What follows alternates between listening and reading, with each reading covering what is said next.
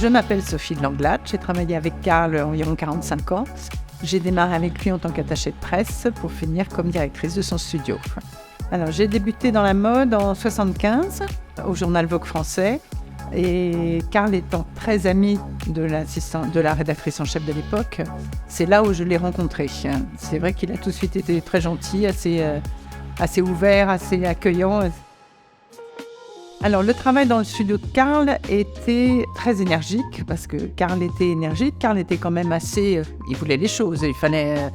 mais c'était très famille, on riait énormément.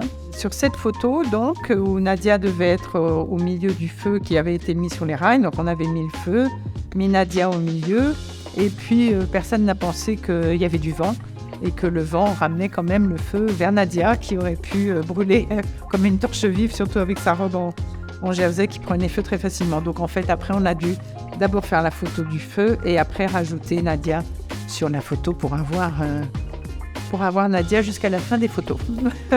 Voilà. Le meilleur conseil que j'ai reçu de Karl, c'est d'être soi-même, d'être assez intransigeante avec soi-même quand même. Lui était quand même très intransigeant avec lui-même, d'avoir de la tenue, voilà, tout ça, ce qui effectivement est très important dans la vie, enfin ce qui a toujours été très important dans la vie. Alors, l'histoire derrière ce dessin est une très jolie histoire. Nous avions donc le défilé Karl Lagerfeld. On avait donc posté toutes les invitations faites de 2500 invitations la veille. Et le matin, j'entends qu'il y avait une grève à la poste. Et quand j'étais à mon bureau, je pense que quelqu'un au studio a dû me dire il y a un problème avec les bonnes invitations, etc.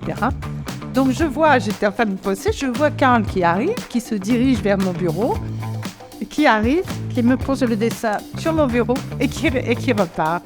Donc je dis vraiment, ça c'est vraiment un dessin de cœur que j'adore parce que c'est une jolie histoire et ça prouve quand même que Karl était vraiment quelqu'un de très sensible et vraiment de très très proche.